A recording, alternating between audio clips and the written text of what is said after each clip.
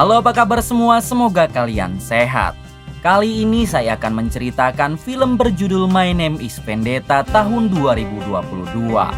Bercerita tentang seorang tangan kanan bos mafia yang membalas dendam karena keluarganya telah dihabisi. Oke, tanpa berlama-lama karena film ini sangat seru, kita gaskan saja ke ceritanya.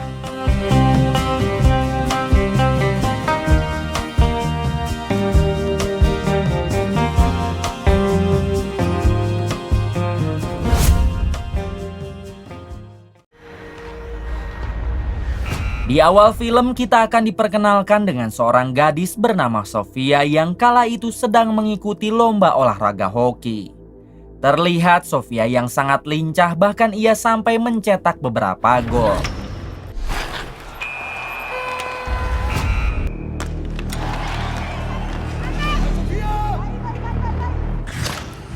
Questa è una lezione che avrei voluto dimenticare. Hingga pada akhirnya tim Sofia berhasil memenangkan pertandingan tersebut. Rupanya di sana Sofia juga ditonton oleh kedua orang tuanya dan terlihat orang tua Sofia sangat bangga kepada putrinya itu. Diberitahu jika ayah Sofia bernama Santo, ini orangnya. Sebelum pulang terlebih dulu Sofia mendatangi pacarnya dan si pacar langsung memberikan ucapan selamat kepada Sofia. Setelah itu barulah Sofia pulang bersama Santo dan sang ibu. Di sini Sofia menagih janji kepada Santo karena sebelumnya Santo telah berjanji akan membawa Sofia bermain ke hutan jika Sofia memenangkan pertandingannya. Santo mengatakan kalau ia tidak akan lupa akan janjinya, namun sekarang mereka harus mengantar dulu ibu Sofia pulang. Pada akhirnya mereka pulang ke rumah dulu, yaitu untuk menurunkan ibu Sofia. Setelah itu Santo dan Sofia pun berangkat ke hutan untuk menepati janji Santo.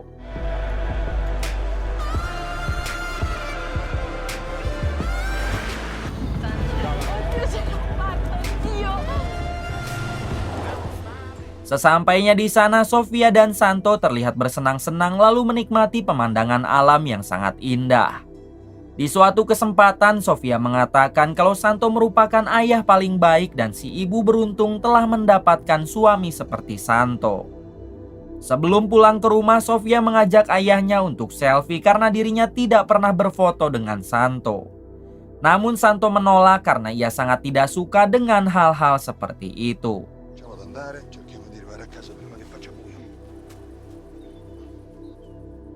Kemudian saat Santo membetulkan kaca spion mobilnya, Sofia diam-diam memotret Santo dan memostingnya di story Instagram.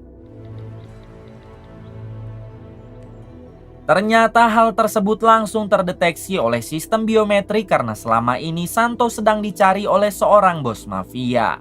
Si bos mafia yang sudah mengetahui keberadaan Santo, ia pun langsung menugaskan dua tangan kanannya agar segera menghabisi Santo dan seluruh anggota keluarganya. Di sini kita belum diberitahu siapa Santo sebenarnya dan kita akan tahu nanti. Keesokan harinya memperlihatkan Santo sedang memotong kayu bersama kakak iparnya. Namun di sini mesin pemotong kayunya tiba-tiba rusak. Sehingga si kakak ipar menyarankan agar mereka segera pulang saja karena hari juga sudah mulai sore. Akan tetapi Santo menolak dan ia menyuruh si kakak ipar untuk menjemput Sofia di sekolah sementara dirinya akan membetulkan dulu mesin tersebut.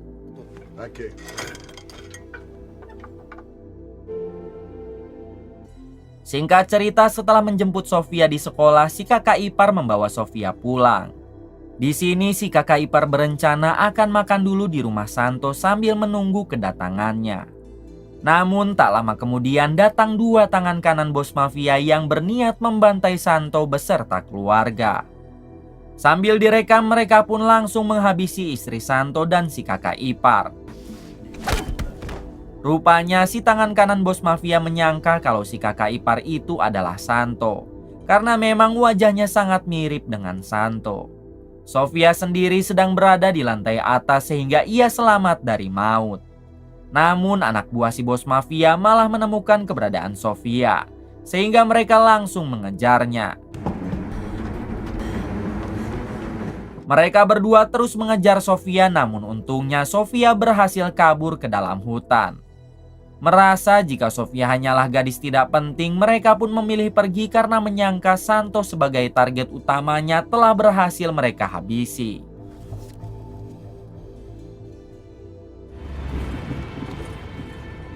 Malam harinya memperlihatkan Santo yang baru sampai di rumahnya. Ia pun dibuat sangat syok tatkala melihat istri dan kakak iparnya sudah koit tidak bernyawa. Bersamaan dengan itu Sofia juga kembali ke rumah dan langsung memeluk Santo. Di sini Santo segera mengajak Sofia pergi karena ia yakin jika orang-orang yang telah menghabisi keluarganya akan datang kembali. Sofia sendiri bertanya kenapa Santo tega meninggalkan sang ibu begitu saja. Santo menjawab jika ia akan menjelaskannya nanti karena prioritas utama Santo sekarang adalah menyelamatkan Sofia.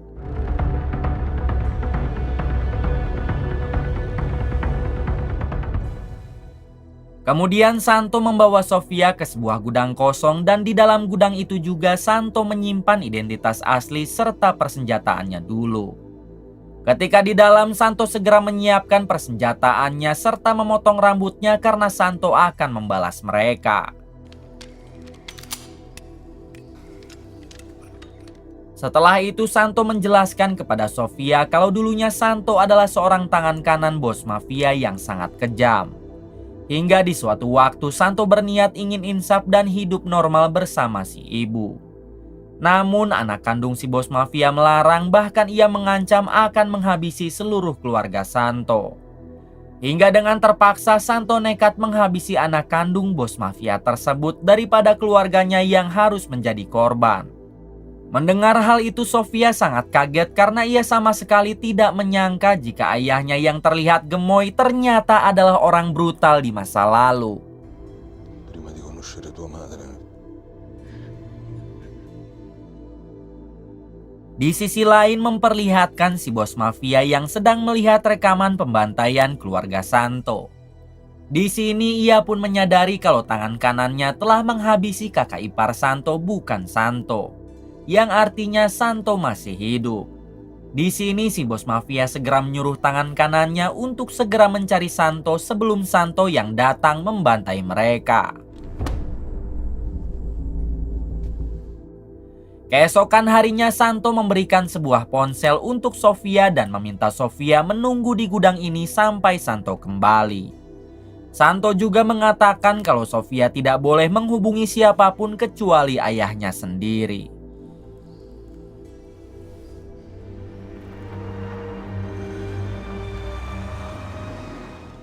Dua jam kemudian memperlihatkan seorang pria yang merupakan penjual senjata ilegal. Diketahui selama ini pria tersebut selalu memasok senjatanya kepada si bos mafia. Hingga ketika orang itu masuk ke dalam, tiba-tiba ternyata di sana sudah ada Santo yang langsung menghajarnya. Setelah Santo menyiksanya, Santo bertanya siapakah dua orang yang telah menghabisi istri Santo. Dalam keadaan sekarat, orang tersebut mengatakan kedua orang itu bernama Rudy dan Moreno yang tidak lain adalah dua tangan kanan si bos mafia. Di sisi lain, Sofia yang gabut malah menghubungi pacarnya untuk menjemput Sofia. Mendengar hal itu, si pacar tanpa pikir panjang langsung gas menjemputnya. Akan tetapi hal tersebut berhasil terdeteksi oleh sistem biometrik milik si bos mafia. Sehingga si bos mafia segera memerintah Moreno tangan kanannya untuk menangkap Sofia. Singkat cerita, si pacar akhirnya sampai dan langsung membawa Sofia pergi. Ketika baru saja pergi, mereka berpapasan dengan mobil milik Moreno, yaitu salah satu tangan kanan si bos mafia. Di sini Moreno berusaha menangkap Sofia dengan cara menembakinya. Hingga si pacar hilang kendali dan menabrak sebuah batang pohon.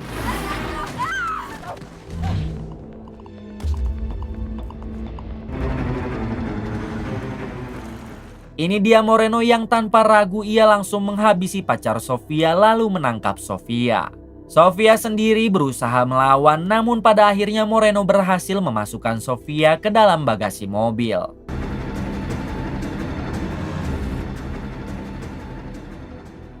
Ketika Moreno akan pergi dari tempat tersebut, tiba-tiba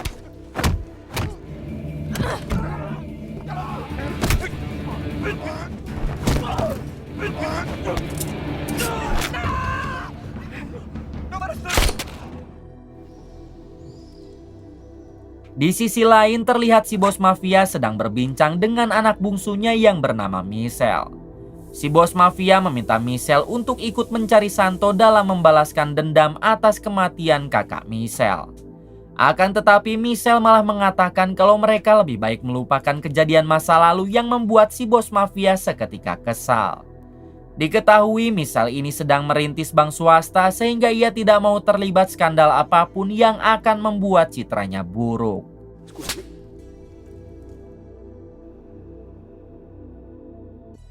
Malam harinya Santo menyuruh Sofia berhenti setelah melihat satu rumah dengan tulisan akan dijual yang artinya rumah tersebut kosong. Mereka pun memutuskan untuk menginap di rumah itu. Ketika sudah di dalam, Santo merasakan sakit di perut akibat tusukan yang ia terima oleh Moreno tadi. Santo yang sudah tidak tahan lagi dengan luka di perutnya, tiba-tiba ia pun tidak sadarkan diri. Melihat ayahnya sekarat, Sofia segera mencari pertolongan keluar. Hingga Sofia menemukan sebuah klinik aborsi ilegal dan Sofia langsung meminta pertolongan kepada mereka. Awalnya dokter dan petugas di sana tidak mau menerima Sofia karena sudah terlalu malam. Namun setelah Sofia menawarkan uang yang banyak, pada akhirnya mereka pun bersedia membantu Sofia. Singkat cerita, Santo pun dibawa ke dalam klinik tersebut untuk segera diobati. Dalam keadaan setengah sadar, Santo teringat lagi dengan mendiang istrinya yang saat itu tengah melahirkan Sofia. Setelah itu Sofia tak sengaja menemukan sebuah kertas di dalam dompet Santo.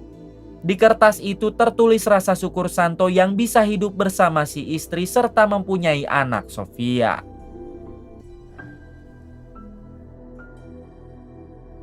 Di sisi lain, si bos mafia kini sedang berkumpul bersama Rudy, ini orangnya, yaitu tangan kanan si bos mafia yang masih tersisa. Sementara di samping Rudy ada Sahrul yang merupakan pencipta sistem biometrik. Selama ini si bos mafia menemukan keberadaan Santo tak lain atas bantuan Sahrul. Di sini si bos mafia kembali menyuruh Sahrul untuk mencari keberadaan Santo dengan cara mengecek semua CCTV yang ada di kota ini. Saremo molto riconoscenti. Lavoravo per lo Stato prima di mettermi in proprio. Keesokan harinya terlihat Santo yang sudah kembali pulih. Santo meminta maaf kepada Sofia karena masa lalu Santo kini Sofia harus menderita seperti sekarang. Kemudian Santo menyuruh Sofia untuk mempersiapkan mobil sementara dirinya akan menyusul. Bersamaan dengan itu ternyata Sahrul berhasil menemukan keberadaan mereka. Tidak butuh waktu lama Rudy datang ke tempat tersebut bersama satu anak buahnya. Ketika sudah di dalam, Rudy terus mencari Santo. Hingga Rudy melihat bayangan Santo yang sedang berusaha kabur. Hingga di suatu kesempatan Rudy dan Santo pun berduel yang membuat Rudy terjatuh di tangga. Saat akan mengejar Rudy, tiba-tiba Santo mendengar suara tembakan. Ternyata di luar Sofia sudah terpojok oleh anak buah Rudy. Kemudian anak buah Rudy mencoba mengabari Rudy kalau Sofia kini sudah berada di tangannya, namun tiba-tiba ternyata itu adalah Santo. Santo pun segera membawa Sofia untuk kabur dari tempat tersebut. Singkat cerita, kini mereka berada di sebuah gudang kosong dan berencana akan menetap di sana untuk sementara waktu. Ho bisogno di te. Terlihat Santo yang sedang mengajari anaknya tentang cara menyerang menggunakan pisau. Santo mengatakan kalau Sofia menyerang di samping perut maka lawannya masih bisa bertahan.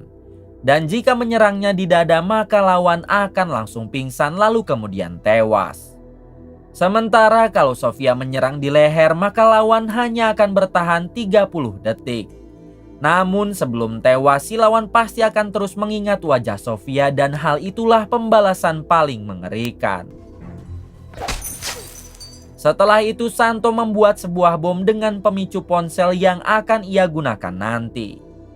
Malam harinya Santo menjelaskan kepada Sofia kalau besok mereka akan menculik Michelle, anak bungsu si bos mafia.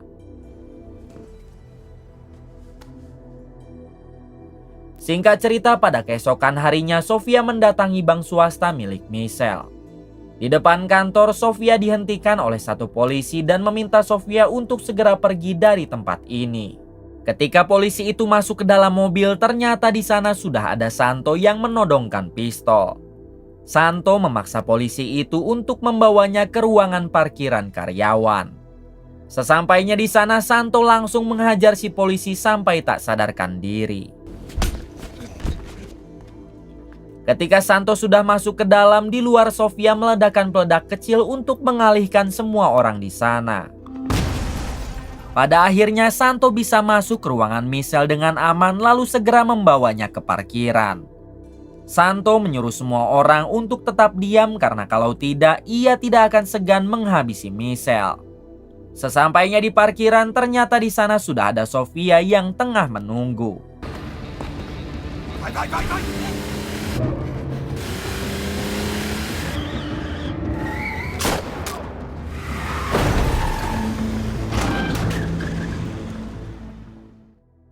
Setelah berhasil menyandra Michelle dan membawanya ke gudang kosong, Santo langsung mengirimkan foto Michelle kepada Rudy menggunakan ponsel milik Michelle. Setelah itu Santo pamit kepada Sofia karena Santo berniat memancing mereka ke sebuah tempat bangkai kereta api. Di sisi lain, Rudy memberitahukan kepada si bos mafia kalau Michelle, anak bungsunya, kini tengah disandra.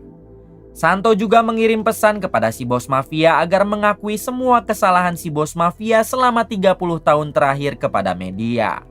Apabila keinginannya tidak dituruti, maka Santo tidak akan segan menghabisi Michelle. Di sini si bos mafia menyuruh Rudy agar Sahrul melacak ponsel yang saat ini digunakan Santo.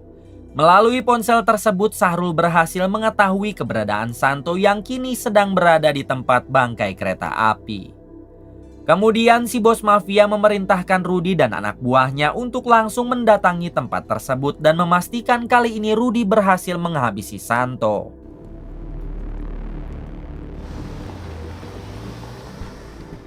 Singkat waktu, Rudy dan anak buahnya akhirnya sampai di sana dan mereka juga menemukan mobil milik Santo. Saat mereka mendekat ke mobil tersebut, tiba-tiba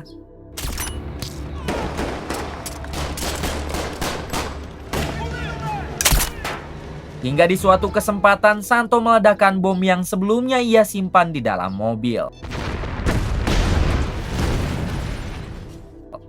Kini hanya menyisakan Rudy seorang. Rudy terus mencari keberadaan Santo di dalam bangkai kereta. Hingga pada akhirnya Santo berhasil melumpuhkan Rudy. Di sini Rudy mengatakan kalau si bos mafia tidak peduli dengan anak bungsunya dan ia tetap akan memburu Santo. Mendengar hal itu, Santo pun langsung menghabisi Rudy.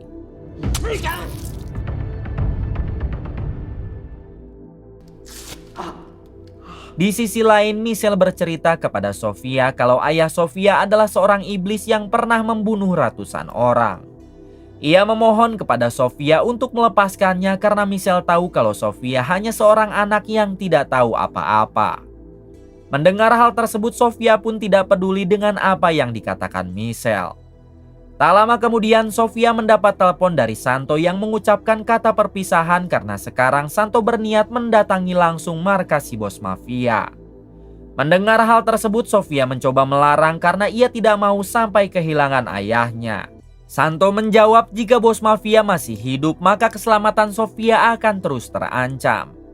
Ternyata percakapan mereka ini berhasil dideteksi oleh para polisi. Dengan sigap, polisi mengetahui keberadaan Sofia dan juga Santo. Kemudian adegan memperlihatkan Santo yang membantai seluruh anak buah si bos mafia.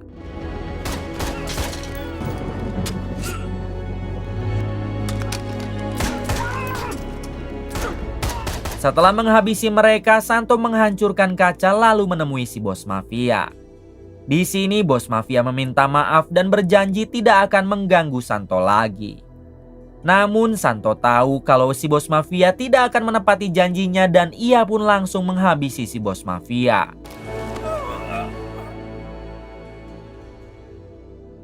Saat Santo akan keluar, di sana sudah banyak polisi yang akan menangkap Santo. Santo yang merasa inilah penebusan dosanya di masa lalu, ia pun pura-pura mengambil senjata hingga para polisi langsung memberondong Santo sampai koit. Di balik itu, polisi juga berhasil menyelamatkan Michelle dan membawa Sofia pergi. Singkat waktu, Sofia kini berada di penampungan anak dan Sofia terbebas dari segala tuntutan karena dirinya dianggap tidak tahu apa-apa. Setelah itu, Sofia ditemui oleh Michelle dengan memberikan sebuah hadiah coklat untuk Sofia. Michelle juga mengatakan jika ia ingin berdamai dengan Sofia agar tidak ada lagi permusuhan di antara keluarga mereka karena semuanya sudah tuntas. Sofia pun hanya mengiyahkan saja perkataan dari Michelle, kemudian ia pergi.